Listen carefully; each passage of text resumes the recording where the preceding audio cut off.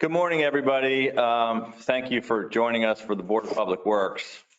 I just want to begin with a very brief update on today's metrics in our fight regarding the surge of COVID-19 here in Maryland and across the nation. This morning, the Maryland Department of Health has reported 171,823 confirmed cases of COVID-19, including an additional 2,018 new cases over the past 24 hours. This is our 14th straight day with more than 1,000 cases of COVID-19, and our 7-day positivity rate dropped slightly to 6.82% from 6.85%. But our average cases per 100,000, our case rate has risen to 30.9. Today, 1,144 COVID patients are hospitalized in Maryland, which is the highest level that we've had since June 2nd. And 270 patients are currently in intensive care units, which is the highest level since June 17th. This virus has taken the lives of 4,201 Marylanders, including 15 more over the last 24 hours.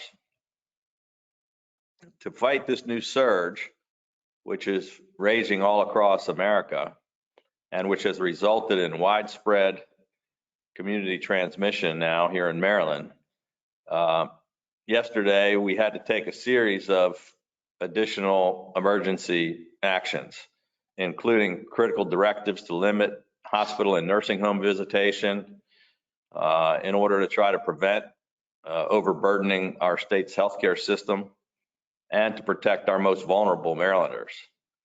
Beginning Friday, bars and restaurants statewide will be required to close by 10 o'clock p.m. And we announced capacity restrictions for retail and all other establishments. And we're once again prohibiting fans at stadiums and racetracks. The sad reality is that the surge of COVID-19 is rapidly escalating, and it's placing an enormous strain on our healthcare system and our economy. But more important than any public health order is our willingness to take personal responsibility for our own actions and to make the necessary sacrifices in order to protect ourselves and one another. We also continue to push for urgently needed economic relief for all of our restaurants and small businesses. And we're pushing money out from the state, but we also need the members of Maryland's congressional delegation to put partisan politics aside and to help deliver a compromise on the stimulus bill. This gridlock in Washington, on both sides of the aisle, it's been stalled for more than 6 months, and it's having a devastating impact on our business community and on the lives of our Maryland citizens. So I'm really hopeful that everyone on both sides of the aisle will come together and that we can get this done for the American people. With that, I'll turn it over to my colleagues for any opening remarks. Madam Treasurer. Thank you, Governor. Obviously, these are very difficult times, and I do appreciate your leadership and the tough decisions that have been made. I regret that it's necessary, but clearly individuals, no matter what their intellectual commitment to unbridled individual freedom is, have a responsibility when they live in a society, in a community. We're all part of a community and have to look out for each other in order to have it work. So I would just urge people to take it seriously and act seriously. We lost in the last day, I don't know if the comptroller realizes this, we just found out, one of our great administrators at the state retirement system, Sherlyn Metesky, passed away from COVID in the last couple of days. A woman who lived a life of dedication to others, and she is sorely missed. I, I, I just think, well, I've said what I think, and I thank you. Thank you, Madam Treasurer. Very sorry to hear about that. I had not heard that news. No, I had just heard it myself. Mr. Comptroller, good morning. Yeah, good morning, Governor, and Madam Treasurer, thank you for those comments. And Governor, thank you for your comments. I'm delighted to be on any government panel like this with individuals like the two of you. And I just applaud the rationality and compassion that I wish was evident elsewhere. But Governor, it's good to see you. I'm glad you're not wearing a tie. I think that's the new. I'm just following your lead, Mr. Comptroller. I always have an eye on, and I just felt out of place. You know, you look so Yes, I comfortable. do have a Maryland. Yes, that's. I've got a Maryland mask Oh, too. yeah, there we go. So I would like to say that, like both of you, and I associate myself with all of your remarks. And I personally am deeply concerned, obviously, as everyone is, by the recent drastic spikes in COVID-19 infections across the state. Since last Wednesday, just a week ago, 16,000 new positive cases have been reported. This Saturday, the Maryland Department of Health reported 2,321 new infections, representing the highest daily positivity case total since the beginning of the pandemic. These figures, in my opinion, underscore the fact that we have not turned the corner in our efforts to get this virus under control, and we are heading towards the wrong direction. We knew this was coming. Medical experts have warned for months that the confluence of cold weather, the flu season, and COVID-19 would result in the exact scenario that we're seeing play out today. Difficult but necessary decisions will have to be made over the next several months to protect the lives of our residents. I know the governor and leaders at the county and municipal level have been making these tough decisions over the last week. And I associate myself with every rational restriction that is being proposed because this is a devastating virus. I'm confident and very hopeful that the Biden-Harris administration will provide a national strategy, which, let's be honest, has been lacking, and national leadership, so this public health and economic nightmare can get under control. But let's be blunt about this. If we're once again implementing restrictions, all of which I've supported, some of which I've supported being more flexible on, and these restrictions are absolutely essential. This is what we need simultaneous, and it has never really been totally identified, I think, by all of the pundits. I know people say this, and it sounds like what I'm going to say is like, duh, of course that's true. We need additional financial support at the federal and state level to help impacted residents and small businesses. How can we tell people you need to shut down or you need to stop working, you need to stop earning a salary, without giving them what the governor was citing, a second stimulus plan where we tied them over? I know we've doled out a considerable amount of funds at the state level, and hopefully Mitch McConnell won't continue his blockade of a second stimulus. As the governor said, I mean, the first stimulus is enormously stabilizing to the state of Maryland's economy and helpful, but it hasn't, it expired months ago. So hopefully the second stimulus will happen. Doesn't look like it's going to happen anytime soon, but I hope it is sooner rather than later.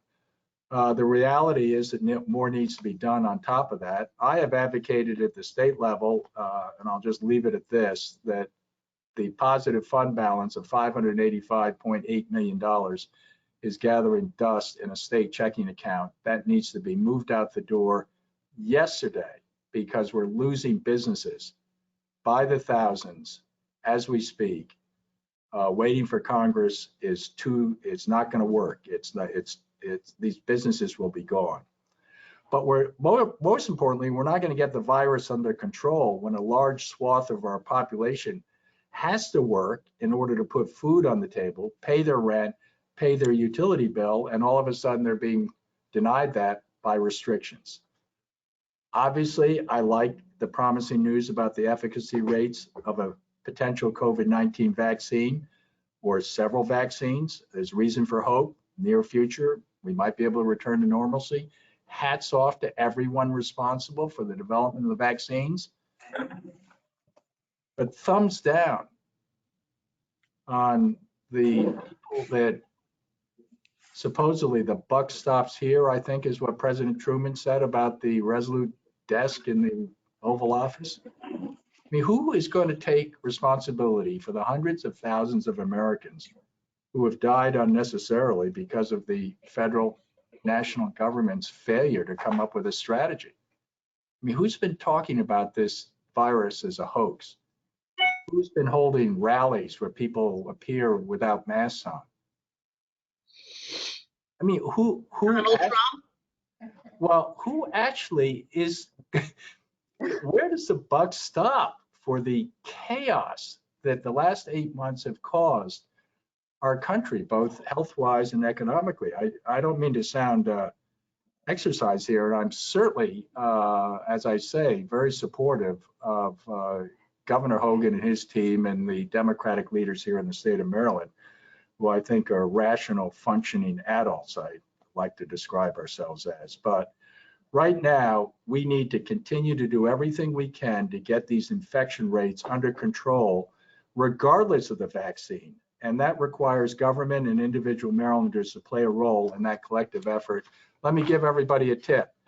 Do not have Thanksgiving dinner with anyone other than your spouse. Just don't do it. I mean, you can't have like 5 or 6 family members come over for Thanksgiving dinner. That is unsafe. Do not do it.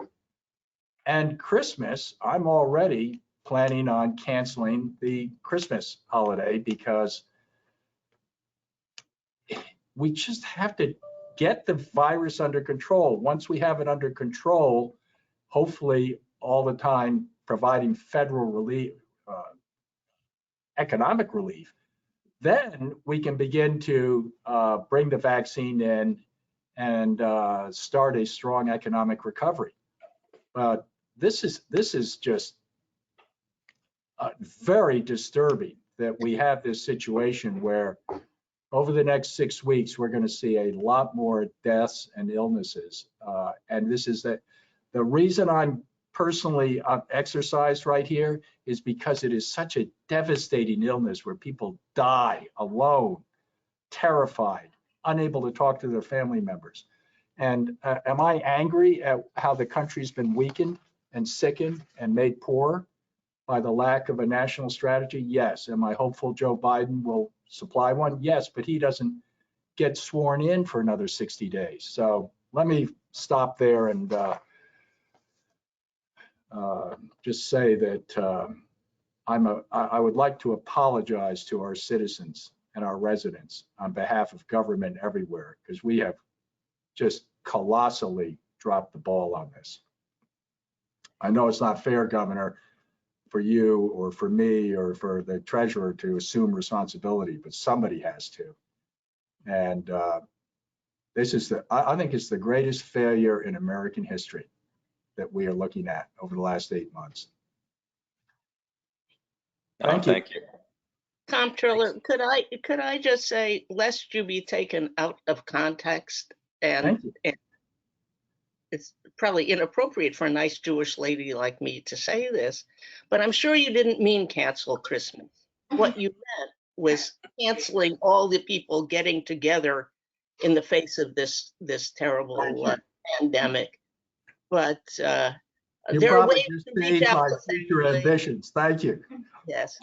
But thank you for correcting the record, Madam Treasurer, because I could see a headline: Francho wants to cancel Christmas.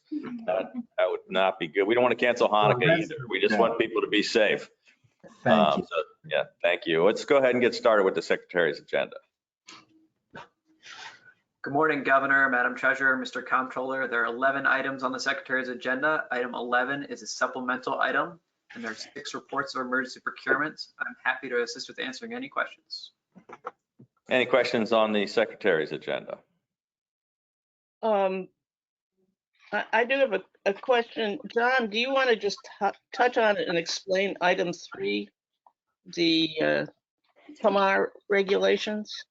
Happy to, Madam Treasurer. We also have Gabe Null, the state's procurement advisor, the board's procurement advisor, available to discuss the changes Briefly. to Comar Title 23 required by the recent legislation passed mandating that state-funded construction projects, the contractors carry certain levels of health insurance. Mr. Nall, are you available? I am. Good morning, Madam Treasurer, Mr. Comptroller, Governor. I apologize for my voice. My voice is a little rough this morning.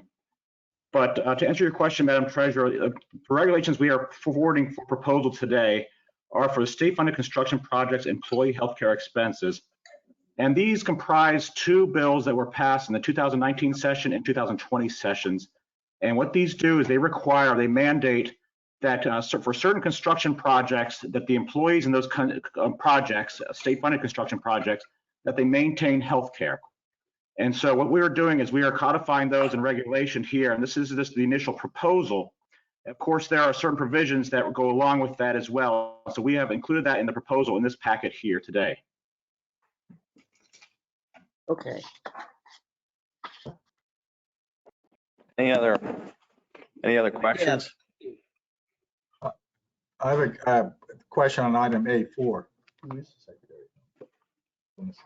Item A4 is a report of emergency procurement from the Department of Health. We have Dennis Schrader and Dana Dembro. Excellent. My understanding is this is a $42.1 million item to be paid to Cyan Diagnostics for continued laboratory testing services for COVID-19, obviously critical. If I could ask the secretary or interim secretary or acting secretary or real secretary, what is the, how many tests has Cyan processed and how many tests do you anticipate they will process over the course of this contract?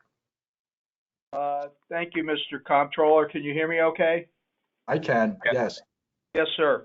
They have been processing tests since we started back in March. They've done so far through September invoice reconciliation about 240,000.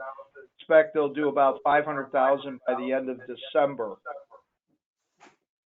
And what is the turnaround time for Cyan to process the average test, or is that available? Right now, they're about 2 days. We track this on CRISP, and we have data on all the labs in the CRISP system. That's our health information exchange for the states. And right now, Cyan is about 2 days. And who manufactures the tests that Cyan is processing? At the moment, the tests that they are using are lab genomic tests. Overall, we've used lab genomics originally at the UMB lab. We now have them at the State Public Health Lab and Cyan. Overall, of the 500,000, we've done about 370,000 tests with lab genomics, and Cyan has about 40,000 left, and then we still have tests over at the State Public Health Lab. I'm told by my staff that we're also hopefully using the tests that the governor and the first lady got from South Korea. Yes, sir. That's the lab genomics. Those are the ones he's talking about. Yeah, fabulous. Yes, Use sir. them at all 3 labs, and we will use them all by the end of the year. Glad to hear it, because your critics were upset with the situation. Well, that was a bunch of nonsense, Mr. Comptroller. This has been the backbone of our testing strategy. And back when we had the problems with 10-day, 2-week delays at labs all across the country, we were turning them around in 24 hours at the UMB lab. And that really saved a lot of lives here in Maryland. And then we switched over the UMB lab to the flu tests, and Scion is now handling the bulk of our state testing. Would you give my The lab regards? genomics Korean tests. Would you give my congratulations to the First Lady for having helped negotiate that? I sure will. She did most of the heavy lifting, 22 days of negotiations with the ambassador and the folks in Korea, and at a time where there were no tests available in America. She taught me after much practice to say "annyeonghaseyo" to everybody. That's very good. You should say that when you go to the dry cleaners. I know you have a nice Korean dry cleaner that you go to when you pick up your stuff, your suits. Mr. Secretary, I did want to ask a question. Is this Mr. Schrader who's on the line right now? Yeah, it's Dennis Schrader, Mr. Oh, Comptroller. excellent. Yes, sir. Excellent. Glad you are, and former Delegate Dembro, I know very well.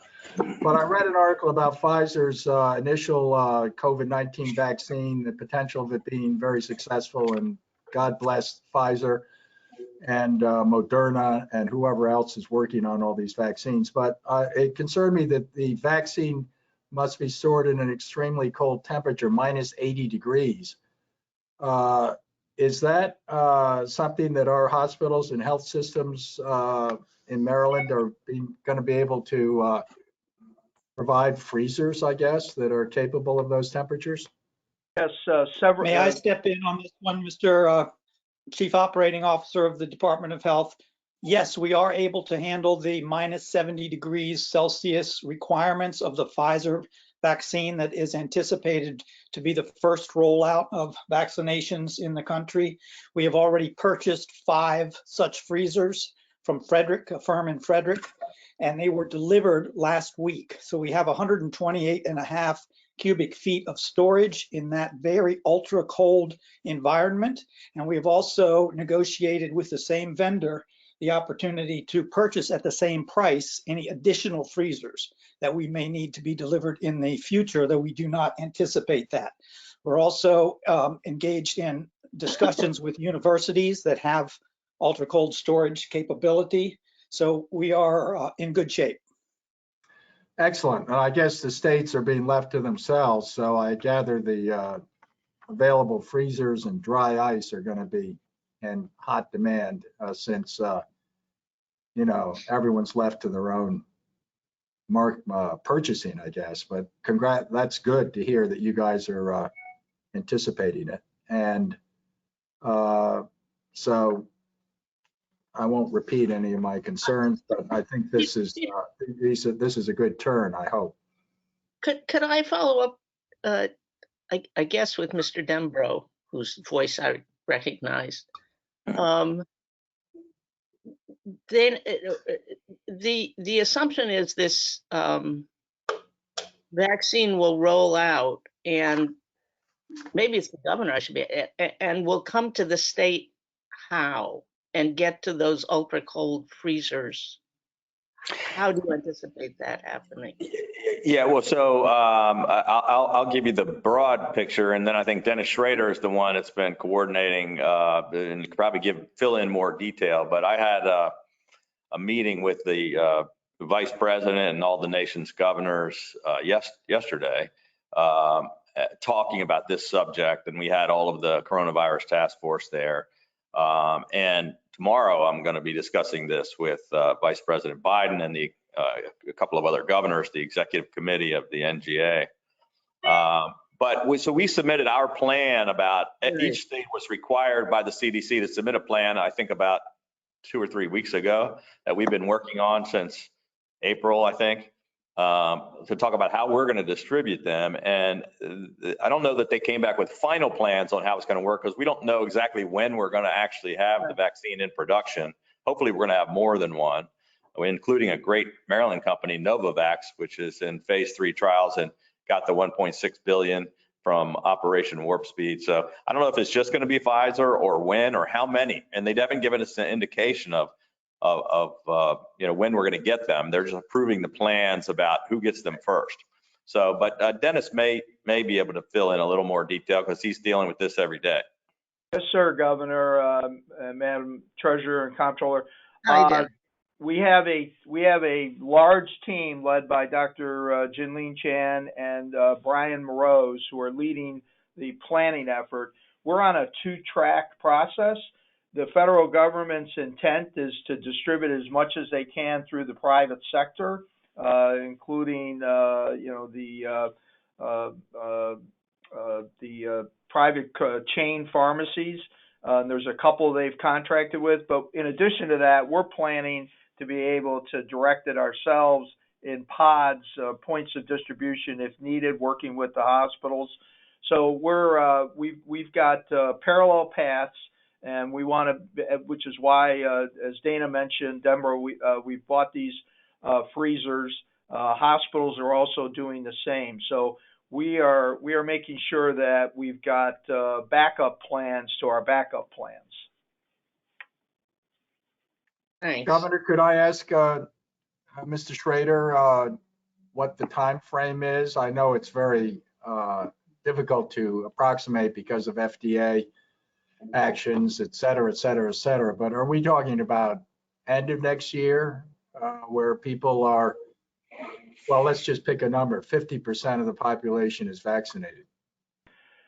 Well, go ahead, So Governor. the discussion we had with the coronavirus task force at the White House yesterday with Dr. Fauci and Dr. Redfield, they still don't have an exact time frame or date when we're going to get the first ones, but they all are saying they believe perhaps if everything goes great, the first ones by the end of this year, and if not early part of next year, hopefully in January.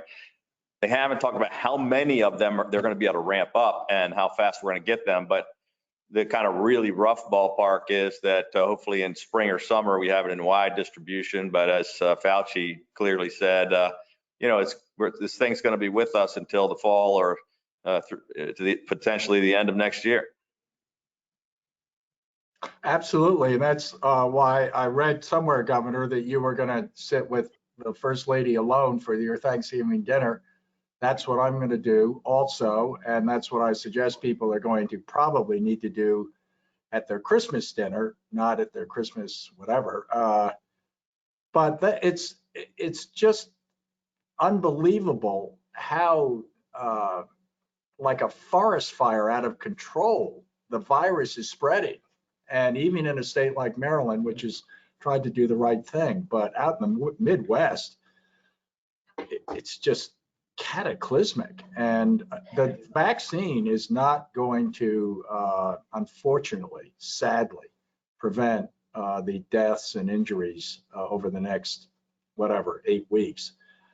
And so winter's coming, and I hope the federal relief at a minimum is made available, and I renew my call for whatever the state can put in because right now we're in an odd moment. If we could simply get some money into the state from our reserves, that I think would send the right signal to folks that if they survive. We could really use your help on that, Mr. Comptroller, because as you know, 2 weeks ago, we added another $250 million in state relief and on top of the $10 billion that we put out in federal relief. But this is being distributed through the counties. So we're pushing this out to the county level and trying to get that out to their restaurants and small businesses. So any help you can give, kind of pushing them along and getting those dollars out. Right now, we haven't spent the money we've already put in. But if we have to put in more, we'll certainly have to do that and look at what we're going to cut out of state government in order to get it done. Well, you know how government is at all levels. So, and you've improved customer service tremendously, and I have it as a big priority. But if in addition to the counties, you were able to identify some of that positive fund balance and give me the names of 30,000 small businesses that are deserving of a $10,000 or $15,000 check, I will within 48 hours have my agency put that money in their pockets, and they need it really immediately. So that's my only pitch. And why am I doing this in public? I should be doing it more on the phone with you, but I will just leave it at that. There is some money sitting there just gathering dust and unallocated. And I agree. That's why we're trying to push it out the door. okay, I'm all for one and one for all here. So I Yeah. don't mean Are there any more questions on the secretary's agenda? Or is No. there a motion? move approval. Second. Very good. 3-0. We're going to move on to DNR, real property agenda. Hi, good morning, Governor and Madam Treasurer and Mr. Comptroller. For the record, Jeannie Hadaway-Riccio, Secretary of the Maryland Department of Natural Resources. And we have 11 items today on our real property agenda for which we are seeking approval. And I'm happy to answer any questions you may have. Good morning. Any questions for the secretary? Madam Secretary, item 8A, the Frederick County property, which we are taking under open space, looks particularly interesting and like a great acquisition. Could you just like 3 minutes tell me I'm right, that it's as good as it looks? Yeah, don't argue with her and say it's not good. That's right. I would never do that. That is for sure. This is a really great project. This is an easement acquisition, and of particular interest is the fact that this property is part of the Catoctin Greenway, which is really important habitat for migratory birds and a number of species. In fact, there is really great biodiversity in the Monocacy watershed, and this will help us provide some protections in a really ecologically significant area of our state. So we're very excited about this. Yeah, they're all fine, but this one is particularly important. I think I congratulate your department for the work to get it. Thank you. Exciting. For those who are excited by these things, it's exciting. Yeah. Yeah, I don't have a specific item. I'll pick 1A just for the heck of it. But Madam Secretary, since you're here, I wanted to ask you about a regulatory change that is rumored that you're going to submit concerning the oyster industry that can be used to create new fishery areas for oyster harvesting. And I understand this regulation is being looked at by your department, and I just want to urge you to really go slow on this, because in my view, as the Chief Fiscal Officer of the state, the oyster aquaculture sector is all important. And right now we have 290,000 acres of the Chesapeake Bay in our tidal wetlands that is open to commercial oyster dredging. We have 6,000 acres that are leased to aquaculture. So it's 290,000 for the old way of harvesting oysters, which is not going to work for the future because all the oysters are going to be gone. Or we have aquaculture, which is a proven technology. And I just think we have to understand that we cannot limit the aquaculture leases just because of being able to find 1 oyster per square meter or 5 oysters per square meter and saying, okay, therefore that can't be leased, that's got to be open. That's not in touch with the future. I'm sure it's responsive to the politics of today, but I think the aquaculture industry, to me, is the way forward in reaching conservation and sustainability goals for the Chesapeake's native oyster fishery. And we should be pursuing it actively, not just because of the environment and the bay. We should be pursuing it because of the economic improvement. So my understanding is the proposed regulatory change is just going to be moving in that opposite direction from that. And I'm concerned about it. I know it's not your intent, and I'm not up to date on everything, but I hope that you can at least postpone the action until we have a better understanding of the potential for the development of the aquaculture for oyster production sector. That is unfortunately the future. We're not going to be able to do things the same old way because it's not working. So having said that, I don't really think there's any action. I just wanted to register that on behalf of the health of the Chesapeake Bay. Well, thank you for raising this important issue. And let me just start by saying that, in Maryland, both aquaculture and the commercial harvest industry are very important to our economy. And in order to meet the market demand in Maryland and across the nation, we really need both sectors involved. I would just add that we are moving in a direction to a more sustainable fishery in both sectors. And, there has historically been conflict between these two user groups. And at DNR, we are working very hard and doing our best to try to reduce those conflicts. And this is one of those examples. We actually have not proposed regulations at this point. We were simply scoping an idea and seeking feedback from advisory commissions that advise our department on these types of activities, including the Aquaculture Coordinating Council, which is a really important sounding board for us. Under the current practice, the department is making decisions about these lease areas with no criteria in place whatsoever.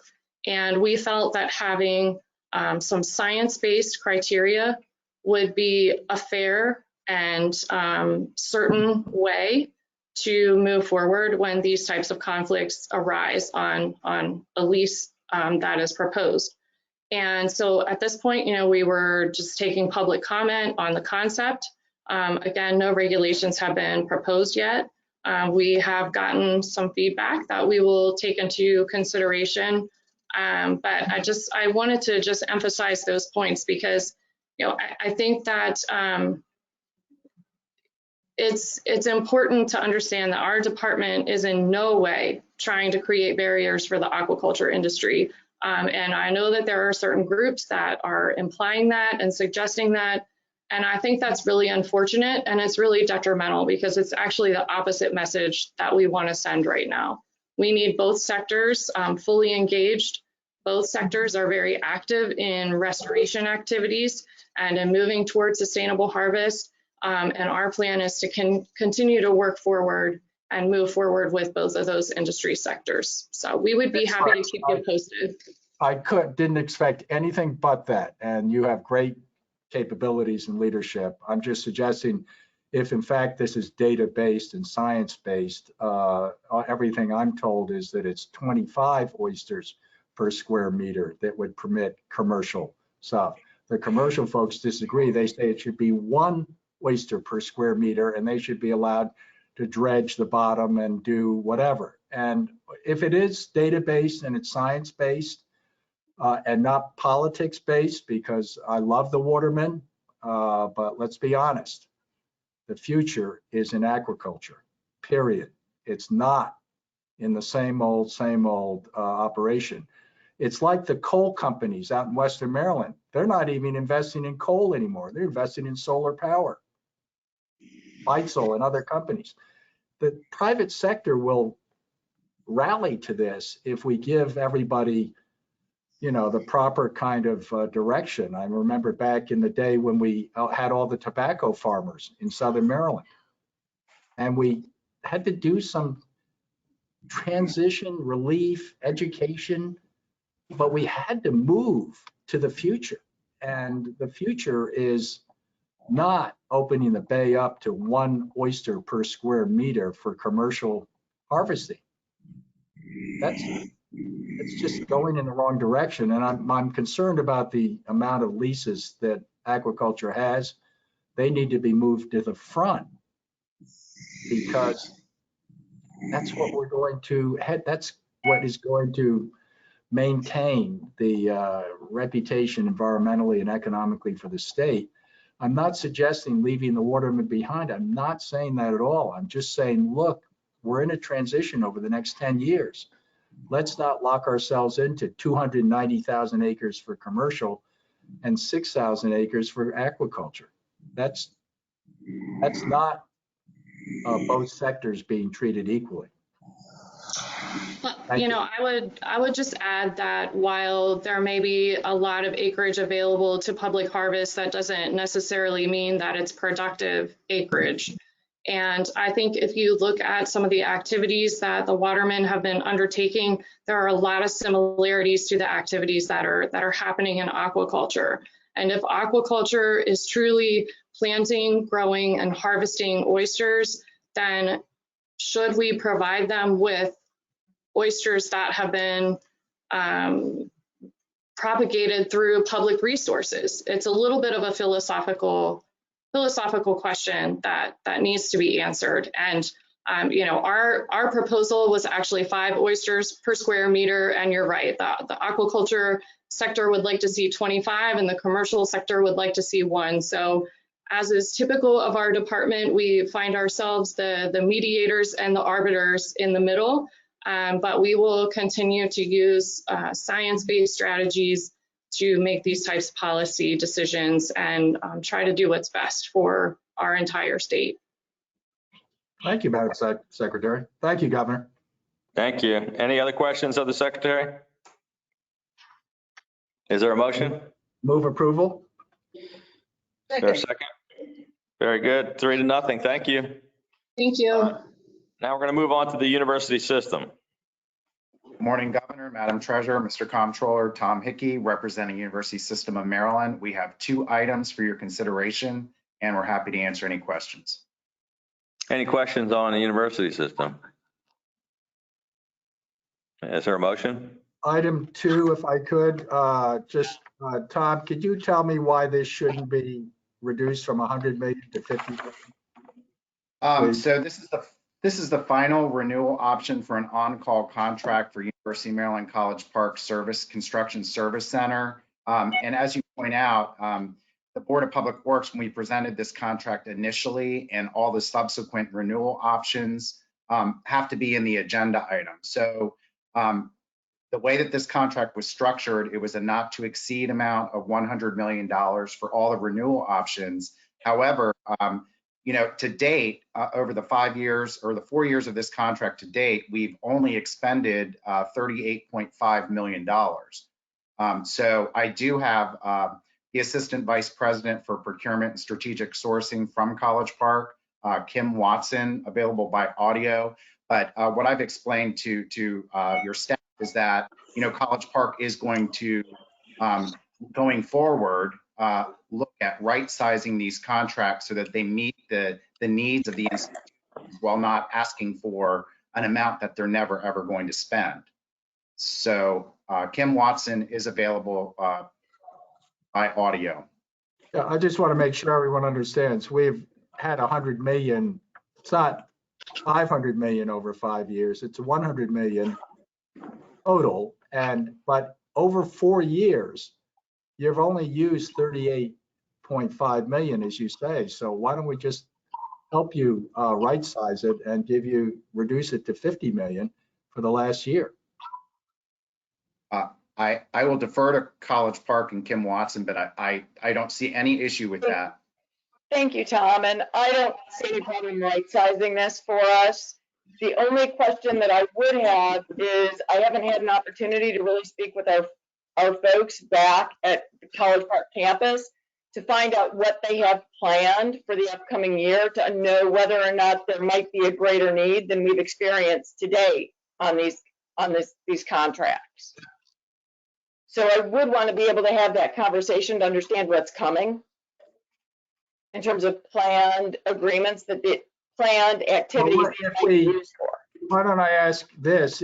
What figure would you think is reasonable, if not 50, 60 million? And then if right size, and then I can't imagine that being used up based on the usage to date. But if you did find something really harmful in that, you could come back and ask us to change it. But I feel a little more comfortable with some effort to right-size it, given the history, and it's not in a negative way. Just this is really all that will be reasonably drawn down. So, And I'm absolutely fine with that, as long as we can reserve the right to come back and ask for an adjustment if we need it. right. So I would move that it be 50 million rather than 100 million, and Okay. with the caveat that if for some reason something is different from the previous 4 years, that they can come back. Okay.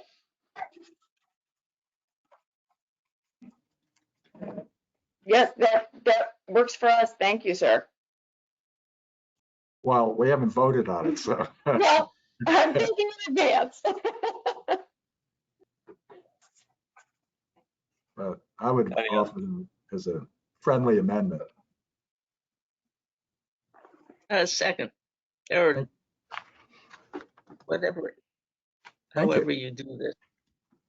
So explain, what's the amendment? The amendment is to reduce the $100 million amount to 50 million, based on the fact that over 4 years, they've spent a total of 38 million. And so therefore, that we don't need 100 million if they're simply using less than 10 million a year. And Tom, so, any comments on that? I don't see any issues with this whatsoever. With the understanding that if the folks at College Park find a problem, correct. they will return. Right. Okay, so there's a motion, it's been seconded, and let's make it a unanimous one. Let's go 3-0 on the amended motion. Thank you. And then we'll have the rest of the agenda, I guess. Do we have to do that Move separately? approval. Yeah. No, I'm happy to move approval as amended with the. Okay. Great. Very good. Passes 3-0. And thank you very much, Tom. We're going to move on to Department of Transportation. Good morning, Governor, Madam Treasurer, Mr. Comptroller. For the record, Hey. my name is Sean Powell, Deputy Secretary of the Maryland Department of Transportation. Good morning, sir. Secretary Slater asked I send his regrets today, and he does look forward to presenting at the December 2nd meeting. We do have 11 items for your consideration today, and experts on the line if you have any questions. So I'll turn it back over to you, Mr. Chair. Questions on transportation? Is there a motion? Move approval. Second. 3-0. You should maybe not bring Greg back. Sean does it nice and smooth. Yeah, that's what I was thinking, but anyway. Thank No. All right. Tell the secretary we said hi. Thanks for all the work you guys are doing. Absolutely. Thank you. Now we're going to move on to Secretary Churchill and DGS. Good morning, Governor, Madam Treasurer, Mr. Comptroller. For the record, I'm Ellington Churchill, Secretary for the Maryland Department of General Services. Today, we are presenting 29 items on our agenda for consideration, including 3 supplemental items. Of note, DGS is recommending contract awards to 5 small businesses and 2 minority businesses with this agenda. And this is in our continued effort to support our business community, small business community. Representatives are available at this time to answer any questions you may have. Any questions of Secretary Churchill? Okay, well, is there a motion on the DGS agenda? I actually have a couple of items, if I could. I was just referring to the treasurer, but item 28, which is a request from DBM to modify a contract with Caremark PCS Health to add an additional $314 million to the contract, bringing the total contract amount to $2.1 billion. Is there someone there at the department that can, obviously this is for additional costs to cover an additional year to retiree benefits plan for the state's public employees. And there's litigation apparently involved in all of this.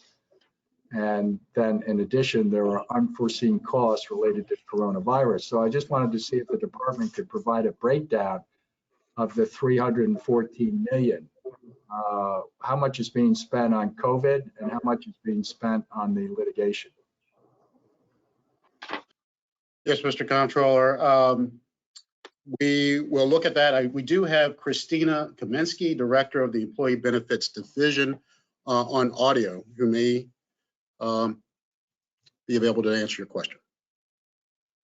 Good morning. Good morning, Governor, Madam Treasurer, Mr. Comptroller.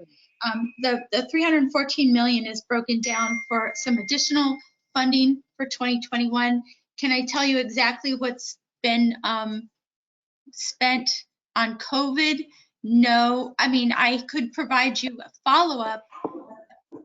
Primarily, our expenses related to COVID are specific to medical expenses and not prescription. What we are seeing in our prescription program is we are allowing early refills, and our members are filling their prescriptions sooner rather than waiting for their 90 days to elapse. Secondly, we are seeing our retirees are filling more prescriptions and higher cost prescriptions. So we have this number. You asked for the breakdown of the 314 million. 139 million is for the rest of calendar year 2020, and then we have 143,780,757 for the commercial in 2021, and then 170,605,055 for the EQUIP program in 2021. And what is attributable to the lawsuit? I guess a 1 year, I guess, timeout we're taking. Is that the 170 million? Yes, sir. Okay, so that makes sense to do that. What is the, where does this stand, the pending litigation? Is that going forward or? Currently, So, Christina, you want me to chime in on this? Secretary Brinkley, Mr. Comptroller. I know it was in the federal court, and I think it was last heard in June.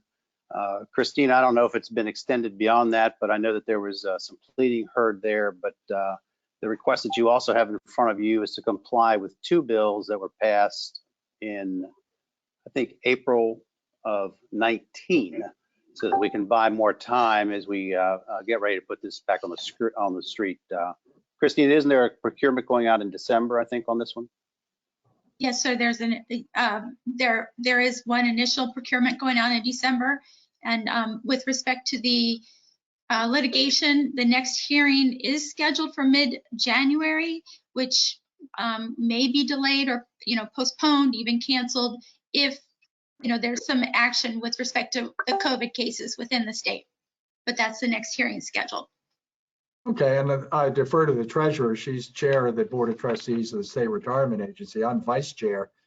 Obviously, the drug issue for our retirees, it's kind of out there that this is a major, major issue. I know it preceded you. I think the previous administration started the ball on this, Governor, but to the extent you can keep giving us an update on it, because every time I turn around on social media, somebody's got something up there about how unfair it is or whatever, et cetera. And I'm sure that it's just going to increase as employees and retirees focus in on this. And I guess the issue I have is the remaining amount, other than the 170 million. Is that all something that is documented, and you guys are comfortable with the additional dollars, and we're not just getting,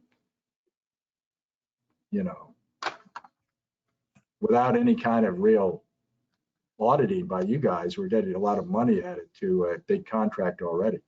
Christina, correct me if I'm wrong, but it's all special funded, so it all comes from employee withholdings and retiree withholdings. So that's why it's in our interest and their interest for us to stay on top of it. But right now, we're just trying to buy some of the more time. Christina, is that accurate or not? Yes, sir, that is accurate. Oh, and I forgot Secretary Brinkley's on the board of trustees also. So I apologize. Point that out. I'm the only one not on there. All three of you guys should just talk to each other. Yeah, it's a big chunk of money, obviously, and to the extent we can be kept abreast of it, that would be terrific. And I had an additional item one, Governor. I wanted to applaud your $700,000 grant to a group called A Wider Circle, and in addition, a $1 million grant to the city of Gaithersburg for their new police department. Both of those are important projects in Montgomery County, which is super important to me and the treasurer, I think. A wider circle, I gave the 2016 William Donald Schaefer Helping People Award to. They're absolutely doing amazing work to end poverty through on-the-ground programs and services, as well as the development of large-scale solutions to address the root causes of poverty. And I continue to be amazed by their great work. Kudos to Dr. Mark Burgle and his team. These are folks that are, as I recollect, they're, I'm a proud Democrat, but they're all Republicans, and they have got something really good. I know that they would resent being talked about partisan-wise. I'm just saying that it's delightful to go and visit and hear people that are actually getting good results from philanthropic community involvement. And then Mayor Judd Ashman in Gaithersburg is one of my favorite elected officials in the state. And I know it's a top priority for him. And Governor, I wanted to thank you for making those grants. Yeah, thank you, Mr. Comptroller. Judd's one of my favorite people in the state too. He's a good guy. Any other questions of General Services? I have two other quick items. One is my old chestnut, item 23, to request to award a one-year contract for $2 million without any competition to Mythics. Who are they? They're a company that are lucky enough to be in good graces with Oracle, who we have a huge relationship with, and has somehow managed to get from the state the authority for the state of Maryland to pay all of Oracle's sub-vendors, whoever they choose, instead of us having competitively bid these things. So I've brought this issue up before, and if someone could help me understand where we are on allowing Oracle to take their boot off our neck and allow some competition for the subcontracts that they're responsible for overall, I guess. I'm not sure if that's clear to anybody. My understanding is that progress has been made. I wonder if they could brief us, Thank you, Mike or somebody, on what's happened. Yes, on audio, we have Danny Mays, our Director of Procurement, who can address your question. Good morning, Mr. Governor, Mr. Comptroller, Madam Treasurer. For the record, Danny Mays, Director of Procurement for the Maryland Department of General Services. We have finally assented to supplemental reseller terms with Oracle that will now allow us to engage the other three vendors that Oracle has indicated are authorized resellers that we have on the COTS contract currently. Those modifications have been sent to the vendors, and we are awaiting their return so that we can add them to the agreement. Oracle did also give us additional vendors that they would authorize that are not currently on the COTS contract. We would not be able to leverage those vendors until such time that we're able to do an expansion window on COTS, which is something that we're looking to do in the long term. But we will be able to add 3 additional vendors in addition to Mythics once the modifications are complete. That's good news. And the timeline for that? We're hoping I would say in the next 30 days it should be wrapped up. A lot of it at this point depends on how quickly these vendors get the contracts back and how quickly Oracle authorizes them to sell under the COTS. But we've been told by Oracle that there should be no further impediments, and once we have those amendments, it should be wrapped up. So we're hoping that we're at the finish line to be able to add these folks. Excellent. And I'm going to vote for this reluctantly, but I will vote for it. But hopefully it gets resolved so we don't see this. And I'm not suggesting Oracle is somehow gouging us, but I am suggesting that competition is the best proof of that we're getting a good deal. Madam Treasurer? Yes, sir, we agree. You seem to be on top of that, are you?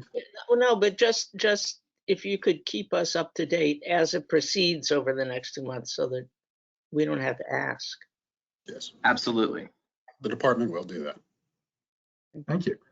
And Governor, I have one last item, which is item 14. And just wanted to ask Secretary Schultz if she's here. what the situation is with the $2 million fund that was intended to support small businesses impacted by the Purple Line construction. Right. And apparently the legislature passed it. God bless the legislature. And it's in your department in the Economic Development Assistance Authority and Fund. I guess the question is, when is it going to be allocated? Because in addition to the pandemic crushing these small businesses, they have the construction that the legislature obviously looked at and said, much as we support the Purple Line, it's really impacted these small businesses. And I hope that, I know the governor went along with protecting the 2 million from a 50% cut down to 1 million. That's terrific.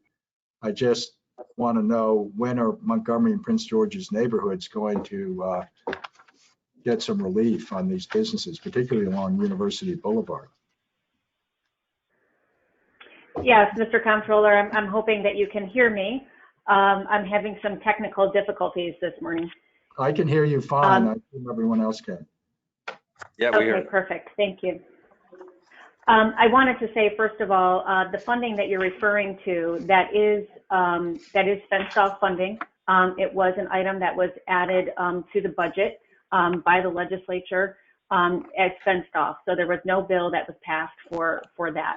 And with that, Commerce does not have the ability to distribute the $2 million at this point in time. But I will say, sir, that I'm very optimistic about the amount of funds that have gone to both Prince George's County and Montgomery County businesses over the course of the last several months.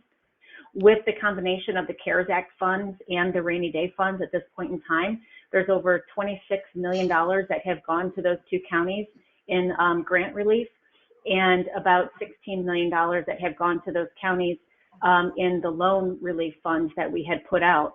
And that totals almost 3,000 businesses that have been provided assistance between those two counties. And we will continue to process what we can.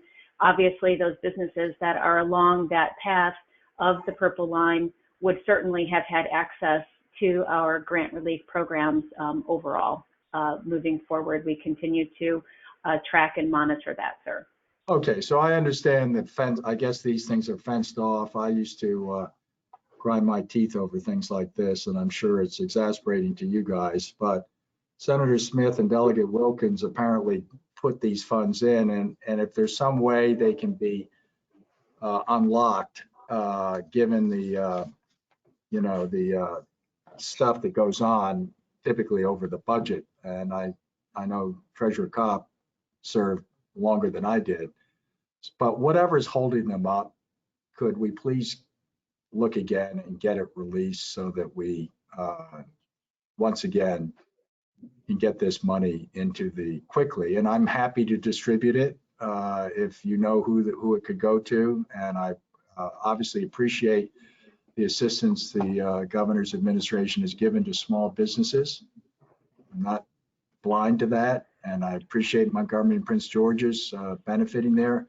But this is a special case because of the mass transit line that everybody is supporting, or most people are supporting. It's caused, a tremendous additional burden. So if there is some way to do that, and you could let Senator Smith and Delegate Wilkins know, and if somehow we can move forward on that, I would be appreciative. Well, thank you, sir. I know that we will continue to move forward and work with the governor's office and with the Department of Budget and Management as we move forward. So thank you. Could I point out, Madam Secretary, as you know, because you have been working closely with us, the State Treasurer's Office does have to send the checks, actually, right? The checks that the comptroller warrants, and we are waiting to do that while at the same time these small businesses are having tremendous problems. Even if they are open, getting to them is very difficult because of all the ongoing continuing construction barriers, even when the purple line is having some difficulty proceeding. You know, it's not their fault. Understood, Madam Treasurer. Thank you. Could I have a question? You mentioned, I'm sorry, Governor. Go ahead. No, item 14, if you could, Madam Secretary, it's the Maryland Compatible Energy Siting Project, and it looks extremely interesting. Does it indicate that the Defense Department has become more open to our wind projects? I don't necessarily think, and thank you, Madam Treasurer, I don't necessarily think that it is a call on whether or not there's a specific project that the Department of Defense is looking at. I think what this is that this is for future projects. This is a 15-month long study to be able to show areas in the state that could be compatible for different types of energy programs in the future, so that we have something on record for the sites that are there. I do have our expert from our military office at the Department of Commerce, Jennifer Chiasson, who is on the line if you want some specifics about the actual project moving forward as it was competed. And this is a 100% federally funded opportunity. Well, we can, I don't want to take up people's time. I would love to learn more about it. And I also hope at some point you can get the Defense Department to look again at the question of wind technology on the shore in Southern Maryland, because we need to do something, and they effectively killed the last proposal. Yes, and Madam Treasurer, thank you for even mentioning that, because I guess I haven't seen the study, but how much is being spent on the study? We have a grant from the Department of Defense, their Office of Economic Adjustment, for $500,000.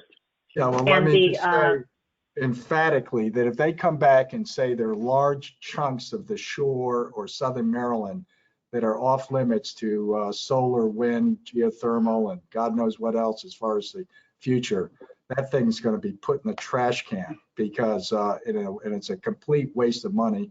And what the Treasurer is politely referring to was something that was completely irregular last time in stopping the wind project on the lower shore.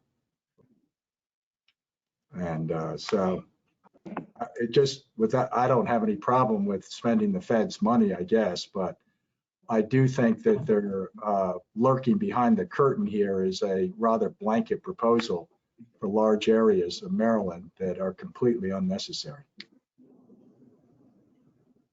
Thank you. But thank you, Madam Treasurer. I salute you for bringing the issue up. Oh, thank you. Anytime. Are there any other issues or questions of DGS? Move approval. Is there a second? 3-0. Thank you very much. I hope you both have everybody has a great Thanksgiving, even though it's a small one without the big Governor, could I just say that for the Kopp family, what we're doing is using Zoom and attending celebrations across the country, family. That's a really great idea, and we're going to try to do the same thing, because I want to see all 4 of my grandkids on Thanksgiving, even though we're not going to be together. Yeah, but the question is whether the grandkids want to see us. Well, that's probably different. Not. Probably not. Yeah, they just want another slice of pie, I think. Okay, all right. thanks. Thank you. Take care.